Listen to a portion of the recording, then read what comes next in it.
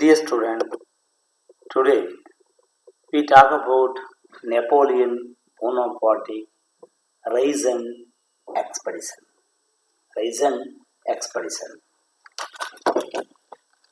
ಪ್ರಿಯ ವಿದ್ಯಾರ್ಥಿಗಳೇ, ನಾನೀಗ ನಿಮ್ಮೊಡನೆ ಚರ್ಚಿಸುವ ವಿಷಯ Napoleon ಬೋನೋಪಾರ್ಟೆ 1769ರಿಂದ 1821.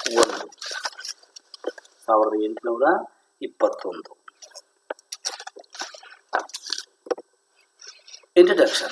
Napoleon Bonaparte, 1769 to 1821. Napoleon Bonaparte was one of the greatest and mightiest heroes of the world. He was immortal general for nearly a decade and a half. He had Europe under his thumb. Napoleon Bonaparte ಜಗತ್ತಿನ ಒಬ್ಬ ಪ್ರಮುಖ ವ್ಯಕ್ತಿಯಾಗಿದ್ದಾನೆ. ಈತ ಸುಮಾರು ದಶಕಕ್ಕೂ ಹೆಚ್ಚು ಕಾಲ ಯುರೋಪನ್ನ ತನ್ನ ಅಂಕಿಯಲ್ಲಿಟ್ಟುಕೊಂಡಿರ್ತಕ್ಕಂಥದ್ದು ಗಮನಿಸಬೇಕಾಗಿದೆ. ಈತನ ಬೆಳವಣಿಗೆ rise and expedition of Napoleon. Age of 16, he became a sub-lieutenant. 1795, he destroyed a Persian mob. 1796, he was appointed as the command. 1796, Italian campaigning. 1798, Egypt. 1798, first consul. 1802, he made himself sole consul of life. 1804, he proclaimed himself emperor. 1805, Ulma war with Austria. 1806, Jena war with Persia. 1807, Tilsit war with Russia. 1812, Russian expedition. 1813, the Battle of Leipzig. 1815, the Battle of Waterloo. The first one, Napoleon early life. He was born on August 15, 1769 in the Ajaccio Corsia island in Italy. Rousseau had predicated that one day this little island will suffice entire Europe. This island was under the France control. Napoleon said, "I was born when my state was dying." Born to Charles Bonaparte and Count Latasio Romagno, he was the second of 13 children. Father was a forerunner. Napoleon could only offer the primary education. Mathematics, history, and geography were his favorite subject. He obtained scholarship from the French royal family to underwent military training at Brienne and Paris. Books were his companions. He did not know the French language. He studied the writing of Rousseau, Voltaire, Plato, Montesquieu. He gained the scholarship under the birth of rich. He was starved and sleepless during those days. His mother had said, "The brave one who could break the pride of French has taken birth from my womb." Napoleon joined the French army for a meager wage. In letter to his mother, he said that he ate only one meal a day, 3 in the afternoon. He even lost his job when he went on long leave. After the death of his father, he had taken up the responsibility of the family. He returned to Paris in search of job. He led a difficult life and slept on the steps in the rich mansion and ate in cheap hotels. When French Revolution began in 1789 AD, he joined the army in 1792 on the invitation of the revolutionaries and with the help of the brother of Robespierre. In 1793, he surfaced the Toulon Mutiny, which had the British support. Directory government came to power in 1795. A group of revolutionaries attacked the Directory government in the hotel where it stayed. It came to be known as Vendivihar Immunity. Napoleon rushed to the spot and protected the directory government. With appreciation, directory government appointed him as the army chief and sent him to attack Italy in 1796. He was just 27 years old then. Before leaving to Italy, he married Josephine, a rich widow. He loved her very much and sent love letters from the battlefield. Napoleon Bonaparte ಭಾರತದಿಂದ ತೆಗೆದುಕೊಂಡಾಗ ಈತ 1769 August 15ನೇ ತಾರೀಕು ಇಟಲಿಯ ಕೋರ್ಸಿಕ ದ್ವೀಪದ ಅಜಾಸಿಯೋ ಎಂಬತಕ್ಕಂಥ ಪ್ರದೇಶದಲ್ಲಿ ಜನ್ಮಿಸ್ತಾನೆ.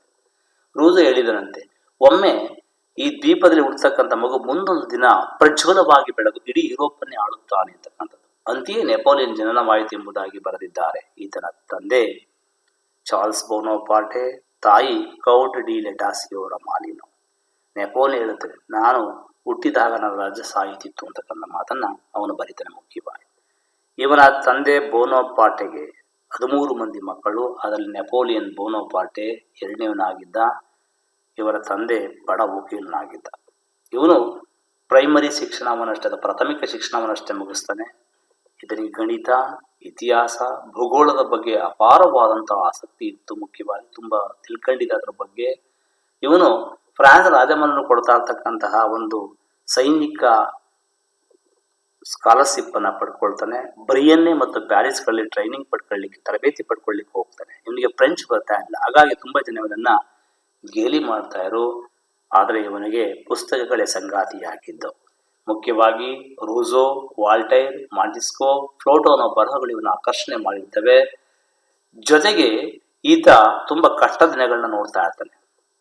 ಅವನ ತಾಯಿ ಒಂದು ಕಡೆ ಹೇಳ್ಕೊಳ್ತಾಳೆ, ಏನಂತ, ಫ್ರೆಂಚರ ಸೊಕ್ಕನ್ನು ಅಡಗಿಸುವ ವೀರ ಯೋಧನೊಬ್ಬ ಈಗಾಗಲೇ ನನ್ನ ಗರ್ಭದಲ್ಲಿ ಜನಿಸಿಯಾಗಿದೆ ಅಂತಕ್ಕಂಥ ಮಾತು ಹೇಳ್ದೆ. ಅಂತೆಯೇ ನೆಪೋಲಿಯನ್ ಬೋನಪಾರ್ಟೆ ಏಳಿಗೆಯನ್ನು ಹೊಂತಾನೆ. ಇನ್ನು ಅವನ ಏಳಿಗೆಯನ್ನು ನೋಡಿದಾಗ ಈತ ಮುಖ್ಯವಾಗಿ ನೆಪೋಲಿಯನ್ ಬೋನಪಾರ್ಟೆ ಅಲ್ಲಿ ಕೆಲಸದಲ್ಲಿದ್ದ. ಅಲ್ಪ ಸಂಬಳ ಬರ್ತಾ ಇತ್ತು. ತನ್ನ ತಾಯಿಗೆ ಪತ್ರ ಬರೀತಾನೆ, ನಾನು ದಿನಕ್ಕೆ ಒಮ್ಮೆ ಮಧ್ಯಾಹ್ನ 3 ಗಂಟೆಗೆ ಮಾತ್ರ ಒಂದು ಊಟವನ್ನು ಮಾಡ್ತಾನೆ. Had the only one meal for day. ಅಂದ್ರೆ ಕಷ್ಟದ ದಿನಗಳು ಅಂತಕ್ಕಂಥ ಒಂದು ಸೂಚಕ ಅದು. ಇವನು ರಜೆ ಮೇಲೆ ಆಗಿದ್ದಾಗೆ ಊರಿಗೆ ಬರ್ತಿದ್ದ. ಆಮೇಲೆ ದೀರ್ಘ ರಜೆ ಮೇಲೆ ಊರಿಗೆ ಬರ್ತಾನೆ. ಇದ್ದ ಕೆಲಸವನ್ನು ಕಳೆದುಕೊಳ್ತಾನೆ. ಇದೇ ವೇಳೆ ಇವನ ತಂದೆ ಚಾರ್ಲ್ಸ್ ಬೋನಪಾರ್ಟೆ ಮರಣವನ್ನ ಹೊಂತಾನೆ. ಆ ಸಂದರ್ಭದಲ್ಲಿ ಇಡೀ ಸಂಸಾರದ ಜವಾಬ್ದಾರಿ ಮೇಲೆ ಬೀಳ್ತದೆ. ಆಗ ಪ್ಯಾರಿಸ್ ಕೆಲಸವನ್ನು ಹೊತ್ಕೊಂಡು ಬರ್ತಾನೆ. ಆತನೇ ಬರೆದುಕೊಂಡಿರುವಂತೆ ಈತ ಕಡಿಮೆ ದರ್ಜೆಯ ಹೋಟೆಲ್ಗಳಲ್ಲಿ ಊಟ ಮಾಡುತ್ತಾ ಶ್ರೀಮಂತರ ಜಗುಲಿಗಳ ಮೇಲೆ ಆತ ರಾತ್ರಿ ವೇಳೆ ಮಲಗಿ ಕಾಲವನ್ನು ಕಳೀತಾ ಇರ್ತಾನೆ.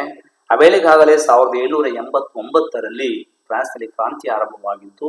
1792ರಲ್ಲಿ ಅವತ್ತು ಫ್ರಾನ್ಸ್ ಕ್ರಾಂತಿಯ ರೊಬೆಸ್ಪಿಯರ್ ಸಹೋದರನ ಒಂದು ಆಹ್ವಾನದ ಮೇರೆಗೆ ಈತ ಸೈನ್ಯಕ್ಕೆ ಸೇರಿಕೊಳ್ತಾನೆ. 1793ರಲ್ಲಿ ಟೌಲಾನ್ ದಂಗೆಯನ್ನು ಅಡಗಿಸಿ ಹೆಸರನ್ನ ಮಾಡ್ತಾನೆ. 1795ರಲ್ಲಿ ಡೈರೆಕ್ಟ್ ಸರ್ಕಾರ ಅಧಿಕಾರಕ್ಕೆ ಬರುತ್ತೆ.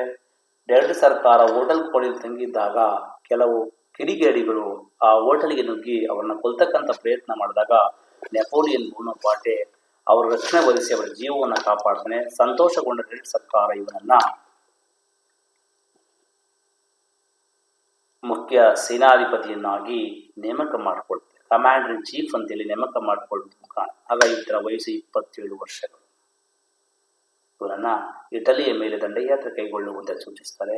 ಈತ ಇಟಲಿಗೆ ತೆರಳುವ ಮುನ್ನ ಶ್ರೀಮಂತ ವಿಧಿವಿಯಾಗಿರ್ತಕ್ಕಂಥ ಜೋಸೆಫೈನಳನ್ನ ಮದುವೆ ಮಾಡಿಕೊಂಡು ಶ್ರೀಮಂತನಾಗ್ತಾನೆ.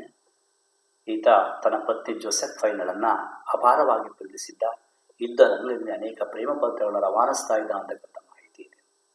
ಇನ್ನು ಈತನ ಏಳಿಗೆಯಲ್ಲಿ ಮೊದಲ conquest Italian campaigning 1796. In 1796, territory government sent him to attack Italy to check the influence of Austrian during French Revolution. Italy had occupied Egypt, which was the trade route of England. So he was sent to crush the growing influence of Austrian on Italy. Previously, Italy was under the control of France. The battle was platform of Napoleon to display his abilities. With an army of 50,000 soldiers, he marched towards Vienna. He defeated united force of Austria and Sardinia in the Battle of Sardinia conceded Savoy ಮತ್ತು Nice regions in Italy. Later, he waged war against Austria and attacked Mantova, Lodi, Rivoli. Austria was defeated. Napoleon awarded with the title of Little Commander for his bravery. Defeated Austria signed the Treaty of California on October 17, 1797. Austria conceded Belgium and River Rhine areas to France. Napoleon also brought home huge treasure of wealth from the defeated. This conquest of Napoleon was famously described as he came, he saw, he conquered. It was a famous victory for France after a very long time. People welcomed the Napoleon with a lot of jubilation. The Navi's Directory government instructed Napoleon to attack strong England. Napoleon knew that the British had a formidable navy and could not be easily defeated. Instead of trying to capture Egypt and block English trade routes, ಈತ ಫ್ರಾನ್ಸ್ನ ಸೇನಾಧಿಪತಿಯಾಗಿ ಅಥವಾ commander in chief ಆಗಿ ನೇಮಕವಾದ ಮೇಲೆ 1796ರಲ್ಲಿ ಇಟಲಿಯ ಮೇಲೆ ಈತ ದಂಡಯಾತ್ರೆಯನ್ನ ಕೈಗೊಳ್ಳಲಿಕ್ಕೆ ಮುಂದಾಗ್ತಾನೆ. Italy ಆಸ್ಟ್ರಿಯಾದ ಪ್ರಭಾವ ಏನಾಗುತ್ತೆ, ಹಿಂದೆ ಇಟಲಿ ಫ್ರಾನ್ಸ್ಗೆ ಇರ್ತದ್ದು, ಆದರೆ ಆಸ್ಟ್ರಿಯಾ ಅದನ್ನು ವಶಪಡಿಸಿಕೊಂಡಿರ್ತದೆ. ಇಟಲಿ ಅಂತಕ್ಕಂಥದ್ದು ಇಟಲಿಯನ್ನ ವಶಪಡಿಸಿಕೊಂಡರೆ ಈಜಿಪ್ಟ್ ಅನ್ನ ಸುಲಭವಾಗಿ ಗೆಲ್ಲಬಹುದು. ಯಾಕೆಂದ್ರೆ ಈಜಿಪ್ಟ್ ಅಂತಕ್ಕಂಥದ್ದು ಇಂಗ್ಲೆಂಡ್ಗೆ ವ್ಯಾಪಾರಕ್ಕೆ ರಹದಾರಿಯಾಗಿದ್ದಂಥ ಉದ್ದೇಶವಾಗಿತ್ತು. ಇಟಲಿ ಮೊದಲಿಗೆ ಆಗಲೇ ಹೇಳಿದಂತೆ ಫ್ರಾನ್ಸ್ನ ಕಂಟ್ರೋಲ್ ಇರ್ತದೆ, ಆದರೆ ಆನಂತರ ಅದು ಆಸ್ಟ್ರಿಯಾಕ್ಕೆ ಸೇರಿರ್ತದೆ. ನೆಪೋಲಿಯನ್ ಬೋನಪಾರ್ಟೆ ತನ್ನ ಸೈನಿಕ ಸಾಮರ್ಥ್ಯವನ್ನು ಸಾಬೀತು ಮಾಡಲು ಅವನಿಗೆ ಇಟಲಿಯ ದಂಡಯಾತ್ರೆ ಪ್ರಮುಖವಾದ ವೇದಿಕೆಯಾಗುತ್ತೆ. ಸುಮಾರು 50,000 ಸೈನಿಕರೊಂದಿಗೆ ಈತ ವಿಯೆನ್ನಾಗೆ ಹೋಗ್ತಾನೆ. ಅಲ್ಲೇನು ಮಾಡಿದ್ರೆ ಮುಖ್ಯವಾಗಿ ಆಸ್ಟ್ರಿಯಾವನ್ನ ಸಾರ್ಡಿನಿಯಾ, ಮಾಂಡವಿ ಎಂಬತಕ್ಕಂಥ ಪ್ರದೇಶದಲ್ಲಿ ಸೋಸ್ತಾನೆ. ಸವಾಯಿ ಮತ್ತು ನೈಸ್ಗಳು ಅವರ ಇಟಲಿಗೆ ಪ್ರದೇಶಗಳಾಗಿರ್ತವೆ. ನಂತರ ಈತ ಆಸ್ಟ್ರಿಯಾವನ್ನ ಮಾಂಟೋವಾ, ಲೋದಿ ಮತ್ತು ರಿವೋಲಿ ಎಂಬತಕ್ಕಂಥ ಕಥೆಯಲ್ಲಿ ಸೋಲಿಸ್ತಾರೆ. ಸೋತಂತ ಆಸ್ಟ್ರಿಯಾ ನೆಪೋಲಿಯನ್ ಒಂದು ಬಿರುದನ್ನು ಕೊಡ್ತದೆ, ಪುಟ್ಟ ದಂಡನಾಯಕ ಅಂತಕ್ಕಂಥ ಬಿರುದು. ಇವನ ಧೈರ್ಯ ಸಾಹಸಕ್ಕೆ ಮೆಚ್ಚಿ ಸೋತಂತ ಆಸ್ಟ್ರಿಯಾ ನೆಪೋಲಿಯನ್ ಬೋನಪಾರ್ಟ್ ಇವನಿಗೆ ಅಕ್ಟೋಬರ್ 17ನೇ ತಾರೀಕು 1797ರಲ್ಲಿ ಕ್ಯಾಫೋರ್ಮಿಯಾ ಎಂಬತಕ್ಕಂಥ ಒಂದು ಒಪ್ಪಂದ ಮಾಡಿಕೊಳ್ತದೆ. ಆ ಪ್ರಕಾರ ಬೆಲ್ಜಿಯಂ ಮತ್ತು ರೈನ್ ನದಿ ದಡದ ದೇಶಗಳನ್ನ ಫ್ರಾನ್ಸ್ಗೆ ಬಿಟ್ಟುಕೊಡ್ತದೆ. ನೆಪೋಲಿಯನ್ ಯುದ್ಧದಲ್ಲಿ ಅಪಾರವಾದ ಸಂಪತ್ತನ್ನು ಕೂಡ ದೋಚನೆ ಮಾಡ್ತಾನೆ. ಈ ಒಂದು ಯುದ್ಧವನ್ನು ಕುರಿತು ಕೆಲವರು ಹೇಳಿದ್ದಾರೆ. ಪ್ರಖ್ಯಾತವಾದ ಹೇಳಿಕೆ ಇದೆ, ಬಂದ, ನೋಡ್ದ, ವಶಪಡಿಸಿಕೊಂಡ ಅಂತಕ್ಕಂಥ. ಈ ಕೇಮ್, ಇಸಾ, ಈ ಕಾನ್ಕಾರ್ಡ್ ಅಂತ ಕರಿತೀವಿ. ಇದು ಅನೇಕ ವರ್ಷಗಳ ತರುವಾಯ ಫ್ರಾನ್ಸ್ಗೆ ಸಿಕ್ಕಂತ ಮೊದಲ ದೊಡ್ಡ ಜಯ. ಹಾಗಾಗಿ ಫ್ರಾನ್ಸ್ನಲ್ಲಿ ನೆಪೋಲಿಯನ್ ಬೋನಪಾರ್ಟಿಗೆ ಭವ್ಯವಾದಂಥ ಸ್ವಾಗತ ನಡೀತದೆ. ಇದನ್ನ ನೆಟ್ ಸರ್ಕಾರ ಸಹಿಸಿಕೊಳ್ಳಲಿಕ್ಕೆ ಆಗಲ್ಲ, ನೆಪೋಲಿಯನ್ ಈ ಒಂದು ಹೇಳಿಕೆಯನ್ನು. ಅದಕ್ಕಾಗಿ ಅವನನ್ನ ಇಂಗ್ಲೆಂಡ್ ಮೇಲೆ ಯುದ್ಧ ಕೈಗೊಳ್ಳುವಂತೆ ಸೂಚಿಸುತ್ತದೆ. ಆದರೆ ಇಂಗ್ಲೆಂಡ್ ಅಂತಕ್ಕಂಥ ಒಂದು ನೌಕಾಯಾನದಲ್ಲಿ ಬಲಿಷ್ಠವಾಗಿದ್ದು ಇದನ್ನು ಎತ್ಕೊಂಡಿದ್ದಂಥ ನೆಪೋಲಿಯನ್ ಬೋನಪಾರ್ಟೆ ಇಂಗ್ಲೆಂಡ್ನ ವ್ಯಾಪಾರ ಮಾರ್ಗವಾಗಿರ್ತಕ್ಕಂಥ ಈಜಿಪ್ಟ್ನ ಮೇಲೆ ಯುದ್ಧ ಕೈಗೊಳ್ಳುವುದಕ್ಕೆ ಮುಂದಾಗ್ತಾನೆ. Next one is Egypt campaign in 1798 May 19. On 19th May 1799, Napoleon commenced his Egypt conquest via Toulon with an army of 38,000 soldiers and 400 ships. Along with him, he took 175 scholars, artists, and scientists. At first, he captured the Yalta island and the city of Alexandria. Later, Egypt capital Syria was captured. The local people not alarmed and put up a united fight against the Napoleon. Battle of Pyramids was fought and Napoleon won. He interpreted the British trade with the eastern countries. Napoleon was defeated by the Admiral Nelson in 1798 in the Battle of Nail. Unabdicated, Napoleon continued his conquest towards Syria, but he cut short the campaigning. He returned to France as he learned the fall of Directory government. Taking advantage of the instability of the Directory government, he held a coup, Brumaire Revolution, and removed informed power and replaced it in the consulate government in the bloodshed revolution. The consulate government, which is the three members, was set up in 1799. Napoleon was the first consulate. Other two were Ambassadors and Rosa de Gaulle. For all the rest of his life, Napoleon remained in the power, and other two were his advisors. All the power rested in Napoleon. Austria, Turkey, Russia, England formed a union to check the growth of Napoleon and waged war against him. Napoleon defeated Russia in 1719 in the Battle of Mezens, defeated Austria in 14 June 1800, the Battle of Marengo and Dohel-Linden on December 3rd. Defeated Austria signed the Lunéville Treaty. Napoleon came to an agreement with England by Amiens Peace Treaty in 1802 without fighting against it. His saved the consulate government surfaced the public opinion to become the emperor. 35,72,779 votes were cast in favor of him, while 2,569 votes were against him.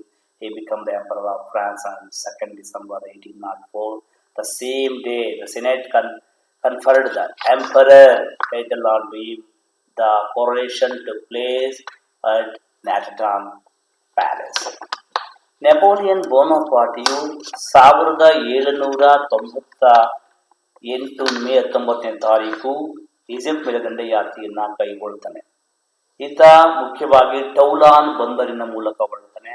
38,000 ಸೈನಿಕರು, 400 ಹಡಗುಗಳು, ಜೊತೆಗೆ 175 ಜನ ವಿದ್ವಾಂಸರು, ಚಿತ್ರಕಾರರು, ವಿಜ್ಞಾನಿಗಳ ಜೊತೆ ಕರೆದುಕೊಂಡು ಹೊರಡ್ತಾನೆ. ಮುಖ್ಯವಾಗಿ ಈತ ಮೊದಲಿಗೆ ಯಾಲ್ಟಾ ಬಂದರನ್ನು ಬಳಸ್ಕೊಳ್ತಾನೆ. ಅನಂತರ ಅಲೆಕ್ಸಾಂಡ್ರಿಯಾವನ್ನು ವಶಪಡಿಸಿಕೊಳ್ತಾನೆ.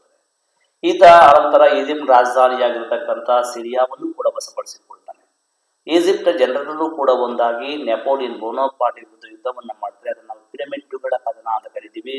ಈ ಕದನ ನೆಪೋಲಿಯನ್ ಬೋನಪಾರ್ಟ್ ಸುಲಭವಾಗಿ ಗೆಲುವನ್ನು ಸಾಧಿಸ್ತಾನೆ. ಇದೇ ಸಂದರ್ಭದಲ್ಲಿ ಪೂರ್ವದ ಕಡೆ ಹೊರಡ್ತಾ ಇರ್ತಕ್ಕಂಥ ಇಂಗ್ಲೆಂಡ್ ಹಡಗುಗಳು ಅದನ್ನು ತಡೀತಾನೆ. ಆಗ ಅಡ್ಮಿರಲ್ ನೆಲ್ಸನ್, ಇಂಗ್ಲೆಂಡ್ ನೌಕಾದಳಪತಿಗೂ ಇವರಿಗೂ ನೈಲ್ ನದಿ ಕದನ ಅಂತಕ್ಕಂಥ ಯುದ್ಧ ಆಗುತ್ತೆ. ಆ ಯುದ್ಧದಲ್ಲಿ ಈತ ಸೋತೋಗ್ತಾನೆ. ಸೋಲನ್ನು ಮರೆತು ಮತ್ತೆ ಸಿರಿಯಾದತ್ತ ಹೊರಡ್ತಾ ಇರ್ತಾನೆ. ಆ ವೇಳೆಗಾಗಲೇ ನೆಪೋಲಿಯನ್ ಬೋನಪಾರ್ಟಿಗೆ ಫ್ರಾನ್ಸ್ನಿಂದ ಒಂದು ಸುದ್ದಿ ಬರುತ್ತೆ ಅಂತ ಡೈರೆಕ್ಟ್ ಸರ್ಕಾರ ಕುಸಿದು ಬೀಳುತ್ತಿದೆ ಅಂತಕ್ಕಂಥದ್ದಾಗಿ. ಹಾಗಾಗಿ ತಕ್ಷಣವೇ ತನ್ನ ದಂಡಯಾತ್ರೆಯನ್ನು ಮಟುಗೊಳಿಸಿ ಆತ ವಾಪಸ್ ಫ್ರಾನ್ಸ್ಗೆ ಮರಳುತ್ತಾನೆ. ಫ್ರಾನ್ಸ್ಗೆ ಮರಳಿ ಯಾವುದೇ ರೀತಿಯಾದಂಥ ರಕ್ತ ಕ್ರಾಂತಿ ಇದ್ದರೆ ಸುಲಭವಾಗಿ ಡೈರೆಕ್ಟ್ ಸರ್ಕಾರವನ್ನು ಪತನಗೊಳಿಸಿ ಕಾನ್ಸುಲೇಟ್ ಸರ್ಕಾರವನ್ನ ಈತ ರಚನೆ ಮಾಡ್ಕೊಳ್ತಾನೆ. ಇದನ್ನು ನಾವು ಬ್ರೂಮೈರ್ ಕ್ಷಿಪ್ತ ಕ್ರಾಂತಿ ಅಂತ ಕರಿತೀವಿ. ಯಾವುದೇ ರಕ್ತಪಾತವಿಲ್ಲದೆ ನೆಪೋಲಿಯನ್ ಬೋನಪಾರ್ಟ್ ಅಧಿಕಾರಗೊಳಿಸುವುದನ್ನ ಬ್ರೂಮೈರ್ ಕ್ಷಿಪ್ತ ಕ್ರಾಂತಿ ಅಂತ ನಾವು ಕರಿತೀವಿ. ಹಾಗಾಗಿ 1799ರಲ್ಲಿ ಈತ ಮೊದಲ ಕಾನ್ಸುಲೇಟ್ ಆಗಿ ಇನ್ನಿಬ್ಬರು ಅಬ್ಬೇಸಿಯಸ್ ಮತ್ತು ರೋಜೋ ಡುಕೋಸ್ ನೇಮಕ ಮಾಡ್ಕೊಳ್ತಾನೆ. ಅದರ ಕಾಲಕ್ರಮೇಣ ಅವರು ಕೇವಲ ಅಡ್ವೈಸರಿಗಳಾಗಿಳ್ಕೊಳ್ತಾರೆ. ಕೊನೆಗೆ 1708ರಲ್ಲಿ ಈತ ಅವರೆಲ್ಲರನ್ನೂ ವಜಾಗೊಳಿಸಿ ತಾನೇ ಕಾನ್ಸುಲೇಟ್ ಆಗಿ ಅಧಿಕಾರವನ್ನು ವಹಿಸಿಕೊಳ್ತಾನೆ. Austria, Turkey, Russia, England Napoleon Bonaparte ಏಳಿಗೆಯನ್ನು ಸಹಿಸಲಾಗದೆ ಒಂದು ಒಕ್ಕೂಟವನ್ನು ಮಾಡಿಕೊಳ್ತವೆ. ಆದರೆ ಇವೆಲ್ಲರೂ ಕೂಡ ಒಟ್ಟಾಗಿ ಯುದ್ಧಕ್ಕೆ ಬರಲಿಲ್ಲ. ಪ್ರತ್ಯೇಕ ಯುದ್ಧಕ್ಕೆ ಬಂದರೆ ಅದರಲ್ಲಿ ಮೊದಲಿಗೆ ರಷ್ಯಾವನ್ನು 1799ರಲ್ಲಿ ಮೆಸನ್ಸ್ ಅಂತಕ್ಕಂಥ ಕದನ ಸೋಲಿಸ್ತಾನೆ. ಅನಂತರ ಆಸ್ಟ್ರಿಯಾವನ್ನು ಜೂನ್ 14, 1800ರಲ್ಲಿ ಮರಂಗೋ ಕದನದಲ್ಲಿ ಮತ್ತು ಡಿಸೆಂಬರ್ 3 ಅದೇ ವರ್ಷ ಓಹೆಲ್-ಲಿಂಡೆನ್ ಕದನದಲ್ಲಿ ಸೋಲುತ್ತದೆ. ಸೋತ ಆಸ್ಟ್ರಿಯಾ ಲೂನೇವಿಲ್ಲಿ ಅಂತಕ್ಕಂಥ ಒಪ್ಪಂದ ಮಾಡಿಕೊಳ್ತದೆ. ಆದರೆ ಈತ ಬಲಿಷ್ಠವಾಗಿರ್ತಕ್ಕಂಥ ಇಂಗ್ಲೆಂಡ್ ಮೇಲೆ ಯಾವುದೇ ಯುದ್ಧವನ್ನು ಮಾಡಿದ್ರೆ ಏಮಿಯನ್ಸ್ ಅಂತಕ್ಕಂಥ ಒಂದು ಶಾಂತಿ ಒಪ್ಪಂದವನ್ನು ಈತ ಮಾಡಿಕೊಳ್ತಾನೆ. ಆನಂತರ ಈತ ಸಂಪೂರ್ಣವಾಗಿ ರಾಜನಾಗುವ ಇಚ್ಛೆಯಿಂದ ಜನರ ಅಭಿಪ್ರಾಯವನ್ನು ಕೇಳ್ತಾನೆ ಮತಗಳ ಮೂಲಕ. 35,72,779 ಮತಗಳು ಇದರ ಪರವಾಗಿ, 2,569 ವಿರುದ್ಧವಾಗಿಯೂ ಬೀಳ್ತವೆ. ದೊರೆತ ಜನಾಭಿಪ್ರಾಯದಂತೆ ಈತ ಡಿಸೆಂಬರ್ 2, 1804ರಲ್ಲಿ ಫ್ರಾನ್ಸ್ನ ಚಕ್ರವರ್ತಿ ಆಗುತ್ತಾನೆ. ಅದೇ ದಿನ ಇವನಿಗೆ ಸೆನೆಟ್ ರಾಜ ಅಂತಕ್ಕಂತಹ ಒಂದು ಬಿರುದನ್ನ ಕೊಟ್ಟು ಕಿರೀಟವನ್ನು ತೋರಿಸ್ತದೆ. ಮ್ಯಾಟರ್ ಜಾಮ್ನ ಭವ್ಯವಾದ ಅರಮನೆಯಲ್ಲಿ ಇದನ್ನ ಕಿರೀಟಧಾರಣೆಯನ್ನು ಈತ ಮಾಡ್ಕೊಳ್ತಾನೆ ಅಂತಕ್ಕಂಥದ್ದು ಮುಖ್ಯವಾಗಿ ನಮಗೆ ಗೊತ್ತಿರ್ತಕ್ಕಂಥ ವಿಚಾರ. ನೆಪೋಲಿಯನ್ ಬೋನಪಾರ್ಟಿಯು ಹೀಗೆ ಯುದ್ಧವನ್ನು ಮಾಡ್ಕೊಳ್ತಾನೆ, ರಾಜನಾಗಿ ಅಧಿಕಾರವನ್ನ ವಹಿಸಿಕೊಳ್ತಾನೆ. ಮುಖ್ಯವಾಗಿ The 1802 Treaty of Amiens fell apart as soon as Napoleon became the ruler. England raised the confederation with Russia, Austria, and Prussia. They began the preparation to wage the war against Napoleon. First, Austria in 1805. 1805, October 20, he took the intuitive attack of Napoleon Bonaparte at the Battle of Ulma. The fiery battle ensued out of the 80,000 Austrian soldiers. Napoleon captured 60,000 of them as prisoners of war along with 30 army commanders and 150 cannons. This was a tremendous victory for Napoleon. Napoleon ಬೋನೋಪಾರ್ಟಿಯು ಇಂಗ್ಲೆಂಡ್ನೊಂದಿಗೆ ಮಾಡಿಕೊಂಡಿರ್ತಕ್ಕಂಥ 1802ರ ಒಂದು ಆ ಒಪ್ಪಂದವನ್ನ ಇಂಗ್ಲೆಂಡ್ನೊಂದಿಗೆ ಶಾಂತಿ ಒಪ್ಪಂದವನ್ನು ಅದು ಬದಿಗಿಟ್ಟಿ ಏಳಿಗೆಯನ್ನು ಸಹಿಸಲಾಗದ England once again Austria, Russia, ಪ್ರಷ್ಯಾಗಳನ್ನ ಸೇರಿಸಿಕೊಂಡು ಒಂದು ಒಕ್ಕೂಟವನ್ನ ಮಾಡಿಕೊಳ್ತದೆ. ಒಕ್ಕೂಟವನ್ನ ಮಾಡಿಕೊಂಡು ನೆಪೋಲಿಯನ್ ಬೋನೋಪಾರ್ಟ್ ವಿರುದ್ಧ ಯುದ್ಧವನ್ನ ಮಾಡಬೇಕು ಅಂತೇಳಿ ತೀರ್ಮಾನವನ್ನ ಮಾಡ್ತದೆ. ಮೊದಲಿಗೆ ಆಸ್ಟ್ರಿಯಾ 1805 ಅಕ್ಟೋಬರ್ 24ನೇ ತಾರೀಕು ಯುದ್ಧಕ್ಕೆ ಬರುತ್ತೆ ನೆಪೋಲಿಯನ್ ಬೋನೋಪಾರ್ಟಿ ವಿರುದ್ಧ. ನೆಪೋಲಿಯನ್ ಬೋನೋಪಾರ್ಟೆ 1805 ಅಕ್ಟೋಬರ್ 20ರ ಕದನದಲ್ಲಿ ಆಸ್ಟ್ರಿಯಾವನ್ನ ಸೋಲಿಸ್ತಾರೆ. ಜೊತೆಗೆ 80,000 ಸೈನಿಕರಿದ್ದಲ್ಲಿ 60,000 ಸೈನಿಕರನ್ನ ಆತ ಸೆರೆ ಹಿಡಿತಾನೆ. 60,000 ಸೈನಿಕರನ್ನ ಸೆರೆ ಹಿಡಿದು ಜೊತೆಗೆ 30 ಆರ್ಮಿ ಕಮಾಂಡರ್ಗಳನ್ನ 150 ಕ್ಯಾನಲ್ಗಳ ವಶಪಡಿಸಿಕೊಳ್ತಾನೆ. ಇದು ನೆಪೋಲಿಯನ್ ಬೋನೋಪಾರ್ಟಿಗೆ ದೊರೆತಂತ ಅತ್ಯಂತ ದೊಡ್ಡ ದಿಗ್ವಿಜಯ ಎಂಬುದಾಗಿ ತಿಳಿದು ಬಂದಿದೆ. ಆಫ್ಟರ್ ದಟ್ 1806 ಅಲ್ಲಿ ಈತ ಪರ್ಷಿಯಾದ ವಿರುದ್ಧ ಜೀನಾಕದಲ್ಲಿ ಪರ್ಷಿಯಾವನ್ನ ಸೋಲಿಸ್ತಾನೆ. Jena war against Persia was defeated. After that 1807 war against Russia, the King Alexander II. Russia was defeated by Napoleon in the Tilsit War. 1812 Russian expedition. A very important expedition of Russian expedition. Russia was again defeated.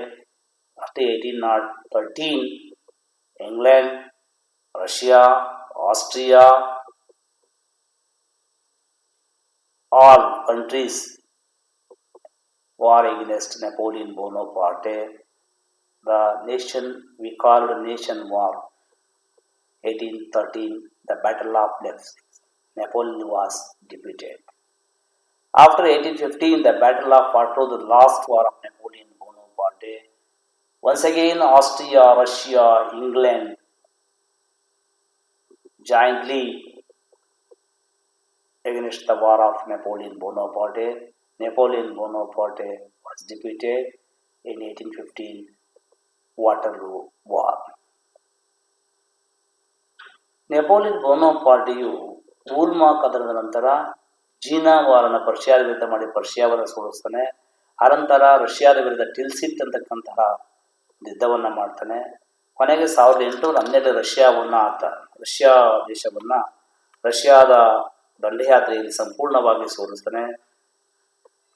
ಆನಂತರ 1813 ಸೋತಂತಹ ಎಲ್ಲ ರಾಷ್ಟ್ರಗಳು England, Russia, Persia ದೇಶಗಳು ಒಗ್ಗಟ್ಟಾಗಿ Napoleon ಬೋನೋಪಾರ್ಟಿಯ ರಾಷ್ಟ್ರೀಯ ಕದನದಲ್ಲಿ ಸೋಲಿಸಿ ಸೆರೆಮನೆಗೆ ತರುತ್ತಾರೆ. ಆದರೆ ನೆಪೋಲಿಯನ್ ಬೋನೋಪಾರ್ಟೆ ಅಲ್ಲಿಂದ ತಪ್ಪಿಸಿಕೊಂಡು ಬಂದು ಹೊರಟೋಗ್ತಾನೆ. ಆನಂತರ ಕೊನೆಯದಾಗಿ ಬ್ಯಾಟಲ್ ಆಫ್ ವಾಟರ್ಲೂ ನಡೀತದೆ. ಮತ್ತೆ ಒಂದ್ಸಗೆ ಎಲ್ಲ ಒಕ್ಕೂಟ ರಾಷ್ಟ್ರಗಳು ಇಂಗ್ಲೆಂಡು, ರಷ್ಯಾ, ಪರ್ಷಿಯಾ, ಆಸ್ಟ್ರಿಯಾ ಸೇರಿಕೊಂಡು ನೆಪೋಲಿಯನ್ ಬೋನೋಪಾರ್ಟಿಯನ್ನು ವಾಟರ್ಲೂ ಕದನದಲ್ಲಿ ಸೋಲಿಸ್ತವೆ. ಸೋಲಿಸುವುದರ ಮುಖಾಂತರ ನೆಪೋಲಿಯನ್ ಬೋನೋಪಾರ್ಟೆ ಸೋಲನ್ನ ಕಾಣ್ತಾನೆ ಅಂತಕ್ಕಂಥ ಮಾತನ್ನ ನಾವು ಹೇಳಿದ್ದಾರೆ. Thank you.